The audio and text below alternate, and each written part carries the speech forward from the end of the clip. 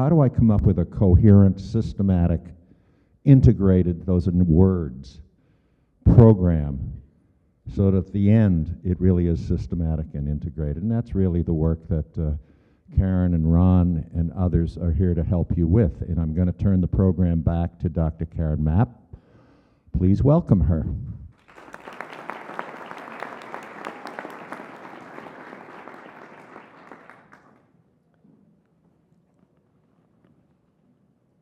Good morning, everybody. Good morning. It's good to see all of you bright and chipper in the morning. I actually took a picture of the sunrise and I sent it to my husband as proof that I was actually awake this early in the morning, because I am not an early morning person. Those of you in the audience who know me well know that to get me up to speak before 10 o'clock in the morning is dangerous. So we'll see how it goes. So what I wanted to do this morning was actually to share with you some research that I've done with my colleague Mark Warren, who was at the Graduate School of Education at Harvard at the time. And I wanted to share this with you because I think it is valuable to help you see some of the research that actually went into the framework. Because, you know, I always sort of list off the framework comes from various research areas, but I thought it might make sense to actually share some of that with you. And also, I think that the research has some important lessons in it for how we want to change our practice. We're talking about changing the face of education. We want to do that by changing our practice. So I talked to you yesterday about the framework. We went through it. And I particularly focused on the area of the capacity elements that grow when you really started to engage in effective partnerships. So when you meet those conditions that we talked about, both the process and the opportunity conditions, and families and your staff start to work together, these are the things that we start to see grow. That capacity gets built. So again, what we know and are able to do in terms of our capabilities, our connections, our networks, our feelings about each other, our beliefs, our cognition, and then obviously our confidence. So those are the things that we actually expect to see growth in the adults. And then when that happens, we now have families and staff who can work together on building effective partnerships that support that student achievement and school improvement. So what I want to focus on this morning are those areas that families grow in and also what they are able to do when that growth happens. So you can see we talk about, we then have families who can negotiate multiple roles in terms of their engagement. So the first three, supporters of their children's learning, encouragers, we actually know that encouragement is one of the most effective ways that families can be engaged in their children's education, which means that they don't have to understand the curriculum, they don't have to speak English. Encouragement is something that we can do from our own place and space. And monitors of their children's time and behavior. Now, my experience, particularly as deputy superintendent, has informed me that we're okay with those first three. That's what we sort of expect. We want our families to sort of be engaged with their kids and really help them learn and grow. But when we start to move into the next three, that's when I found that administrators and staff and different programs start to get a little nervous. Let's talk about that word, advocates. A lot of times when people hear that word, advocates, what do they think of? Legal, right? Litigation, problems, helicopter parents, right? We start hearing all of those terms. Decision makers, they want to be in our business. They want to tell us what to do. Collaborate, well, does that mean that we have to actually treat families as equal partners? Yes. So I'm here to tell you that you want your families to be what Rudy Crew used to call demand parents.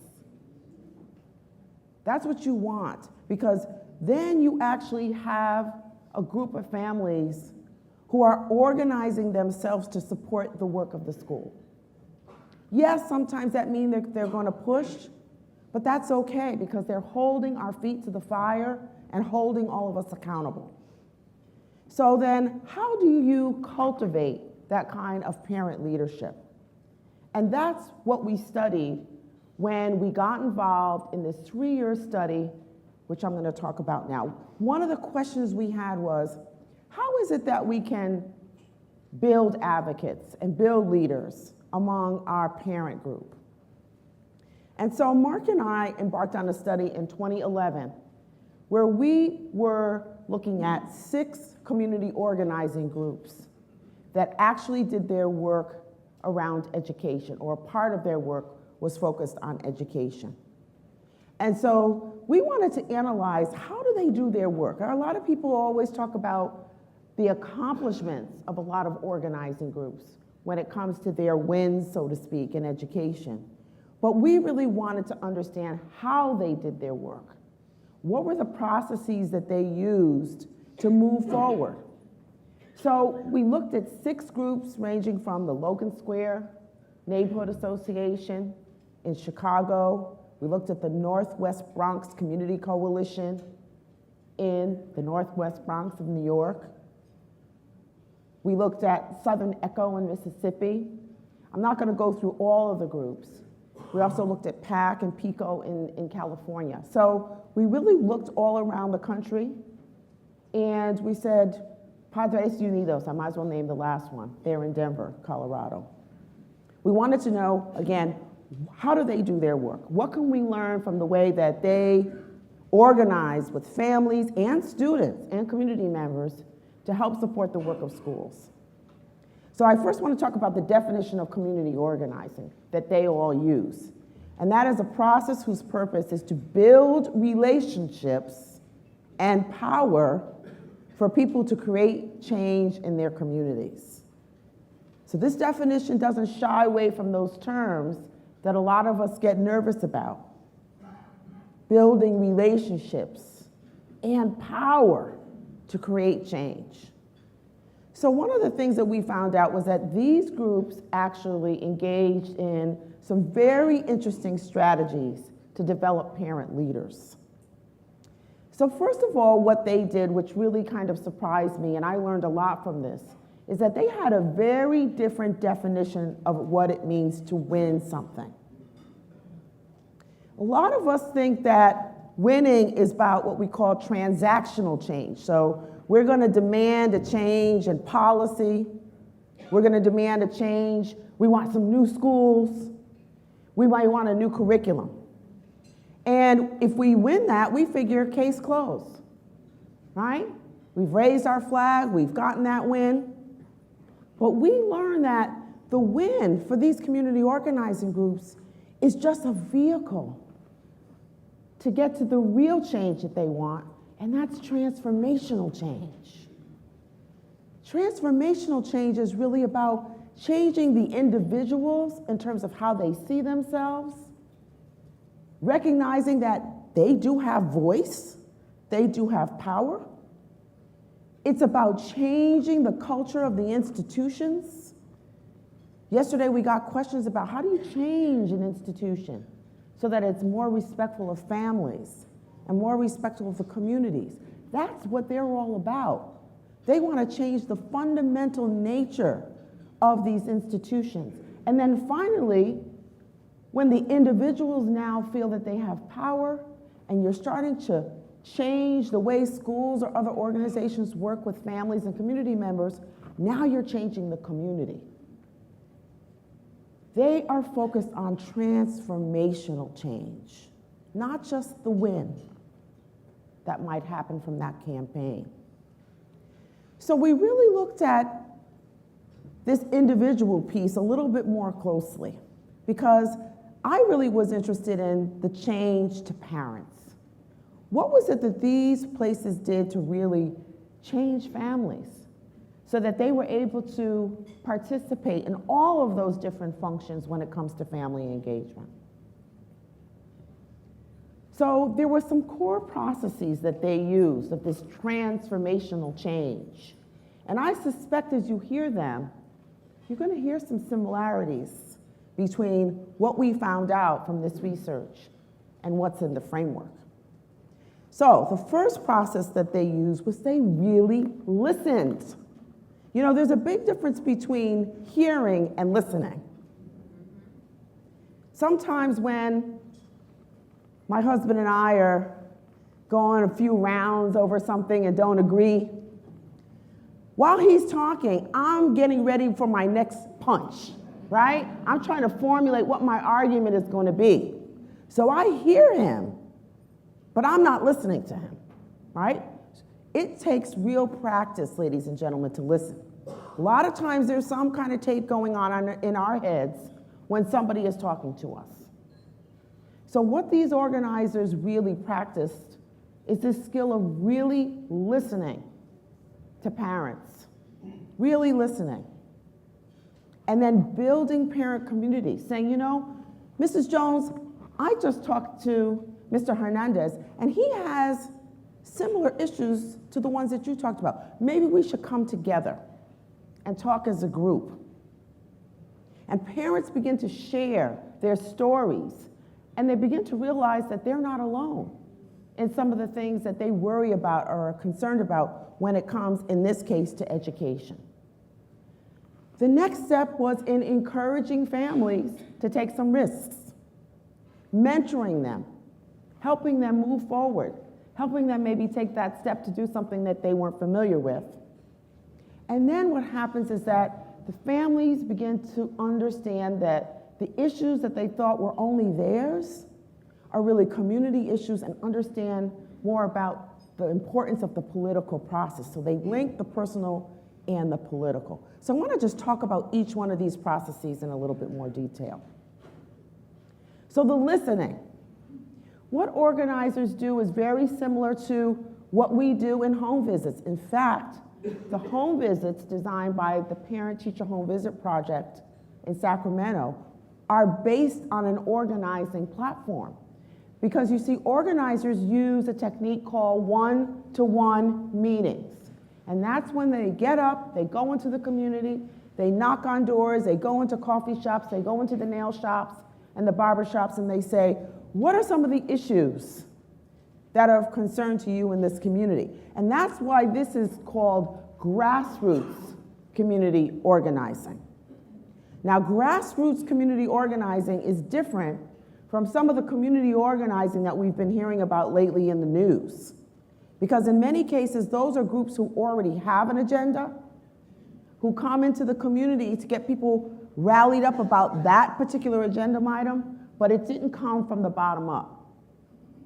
So that's the difference between grassroots community organizing and sort of what I call sort of a garden variety community organizing. And we could get into a long discussion about which one I think is better. You probably can guess. So they really listen to the community. Then what they do is they initiate this relationship. So we go from one-to-one meetings to actually bringing people together, where people can talk about their concerns, share their personal stories. They create a space for people to talk to each other and tell their stories. It's a wonderful way of building relationships. Then what they do is they really start to connect the families with one another to work together towards educational change. Here's a quote from one of the parents that we interview. He said, when you go to these meetings, you have this rainbow of communities coming from Africa, South America, even some Asians you see in this neighborhood. You're like, wow, I'm absolutely part of a big thing. You see all of these people from all over the community and how things are affecting us at the same time when we have different backgrounds. So this dad is saying, I thought I was alone in my concerns about the schools. And because I thought I was alone, I felt like I didn't have any power to do anything about any of these challenges. But now I see that people who I thought were different from me and who couldn't possibly share some of the same concerns, I'm hearing that they're like me. Talk about starting to build community power across racial difference, across ethnic differences, and even in some cases across socioeconomic and educational differences. You are like me. I hear your story, and your story is the same as mine. What else did they do? The organizers mentored the parents and encouraged them. Parents were encouraged to go outside their comfort zone. How many of you know what the zone of proximal development is? Okay? Zone of proximal development. So we are comfortable with a particular learning space and a little uncomfortable to go outside what we already know. Sometimes it takes somebody to give us a little bit of encouragement. So I'm sure everybody in here who's a teacher raised their hand because they know that's what we do. We take our students and we say, let's give it a try. Let's go a little further. Let me show you how. Well, we need to do that more with our adults. That's why it's so important to have our families and our staff practice some of the things that we're doing. Get some practice while we're there to encourage them. So that's what these organizers were doing with families. They were saying, Mr. Enrique, I think you can try speaking up at that meeting. I will stand right by you and give you encouragement to do that. And so again, as the families began to practice these new skills, speaking at an event, they began to get more comfortable. They began to understand that their voice was powerful. Then they actually started to conduct research on issues. Because boy, oh boy, when you really understand the underpinnings of an issue, that gives you a lot of power when you go and you sit in and talk to the mayor, or you sit in and you talk to your city council member, or you sit in and you talk to a teacher or a principal. They began to start to understand how our educational institutions actually work. So here's another quote from Desiree.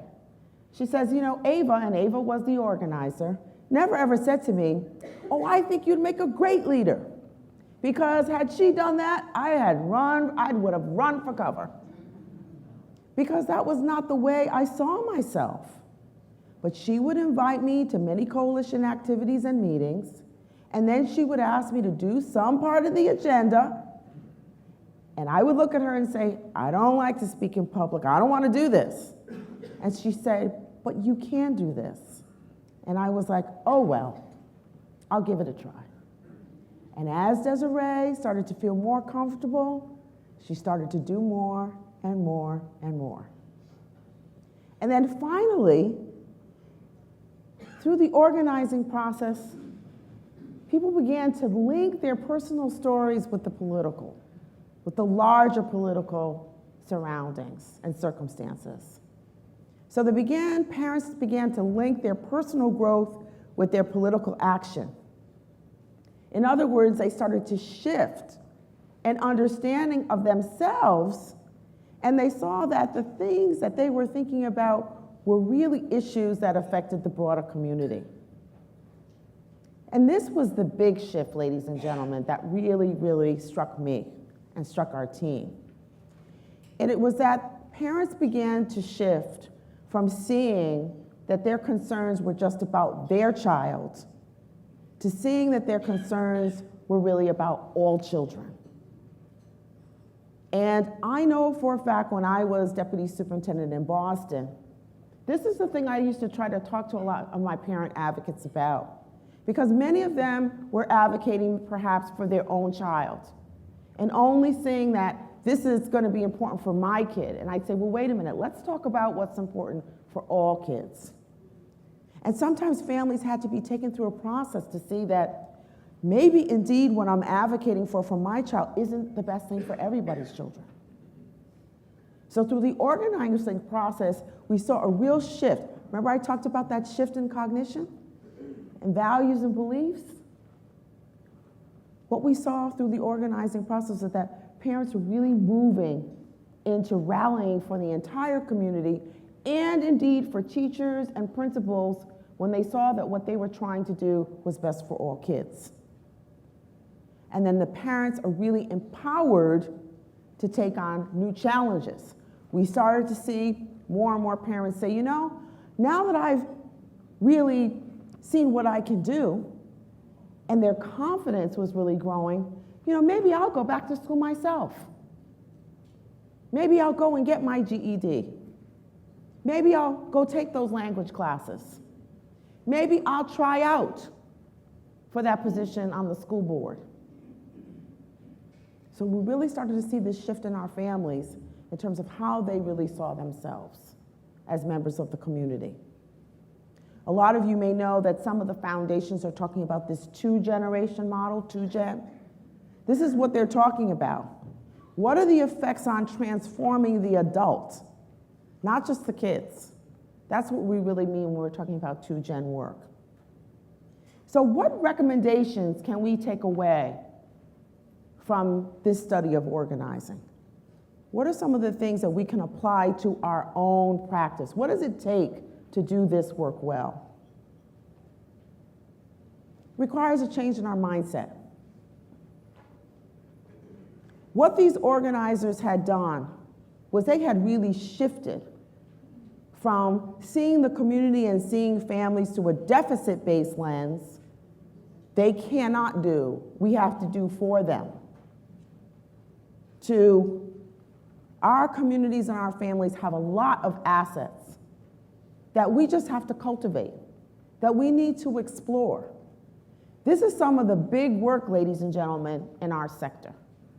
Because sometimes even unintentionally, we see and do our work through a deficit-based lens. When we see that parent who comes to us with the curlers and the slippers because she didn't have time to get herself together, but she wants to be there to drop off her child, are we seeing her through an asset-based lens or a deficit-based lens? Phyllis talked yesterday about assumptions. Who am I to judge, right? So we have to check ourselves, ladies and gentlemen. What are we thinking when we see our families? When we see families who've struggled to speak English? Do we talk about what strengths can we really explore? Because all families have them. We've got to move away from just focusing on programs. These organizers understood that in order to do any initiative well, you have to focus on relationships. And for a long time, to drive that point home, I used to ask my audiences, and I'll ask you now, you know, we have a mantra all over the world, I found out, that says if you're trying to decide where you're going to put a business, or maybe where you'll even purchase a home, there's 3 things that you should remember. What are those 3 things? Location, location, location. They say it all over the world. I thought it was just here. But what these organizers really brought to bear was, if you really want a program to run well, you have to focus on 3 things. Relationship, relationship, relationship. And we often just jump to the, let's put this program together before we've built relationships with our families. They went from a dissemination approach, we're going to go and just flyer the neighborhood. We're going to just give you flyers and expect you to jump up and be able to get involved in this campaign. Sound familiar? We do this to our families. Here's the summer reading list. Have a nice summer.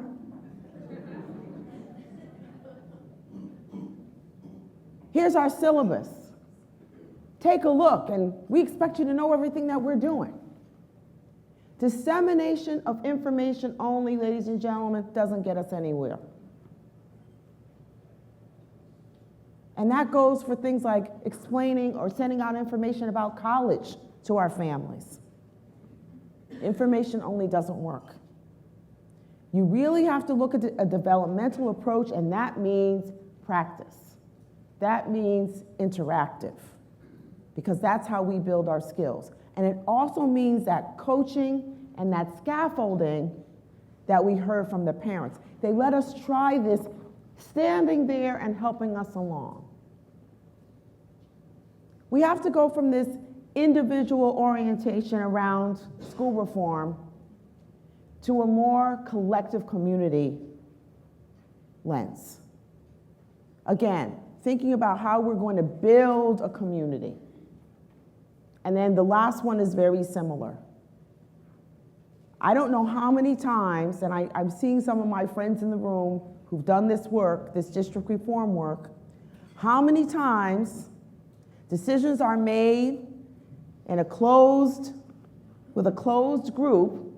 In fact, I remember when I first came to Boston as the Deputy Superintendent for Family and Community Engagement, and I think I had been there a week, and Superintendent Tom Payson said to me, "We've made a decision about student assignment and how our students are going to be assigned to schools. And what we want you to do is to put together some community meetings where we're going to announce the change, and then we're going to get the reaction from the parents." And I said, if you want me to do that, then you are looking at the wrong person. I will not do this. And I will go back to Harvard, or actually I was at the Institute for Responsive Education. I'll go back to my other job, and you can have a nice day. Because that's not what we call a community process. A community process means that we really include our families in the front end work, not in the back end work. I said, so if you want me to go around and do some one-on-one meetings with parents, bring families together to talk about what they'd like to see, we do it together. We have our teachers and our principals, and we have community conversations, then we'll do that. I said, because what's going to happen is going to be the same old, same old. You're going to get up there and announce.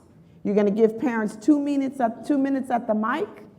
All of the usual suspects who are already feeling empowered will get up at the mic. There'll be a lot of yelling and screaming, and then we'll go on to the next meeting. And then you're going to do what you want to do anyway. That's not the community process. So this is scary to a lot of people because it means changing our practice. But it's really the only way that we're going to see real change.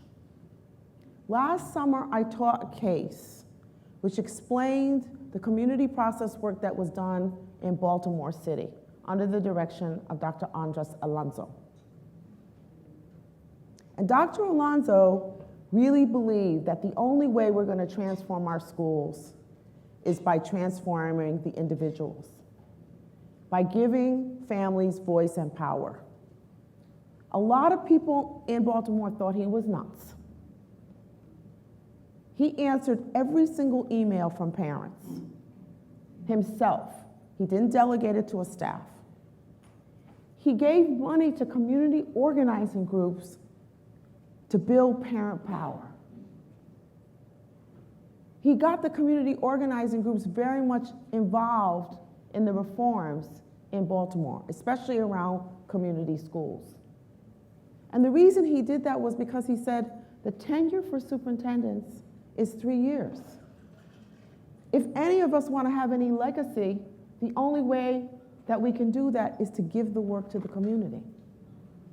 That's the only way, because the community will ensure progress. The community will ensure accountability. Does anything that I said sound like this? This is where we got the foundational work for the framework. Is from this research.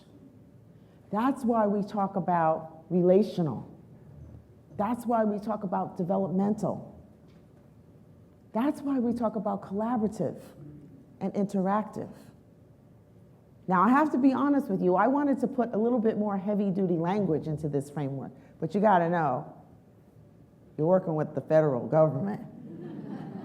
So when they hear words like advocate and all that, they're like, wait a minute, Karen, we can't go that far. But this is where the work comes from. This is where the framework came from, is from some of this work.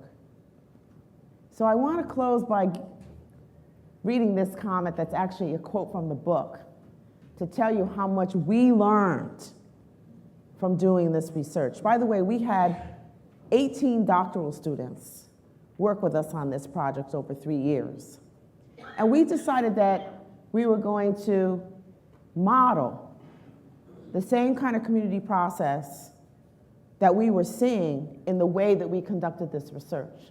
So our students had a lot of say in the final product, which, thank you, Scholastic, you provided for our participants in the form of the book, A Match on Dry Grass.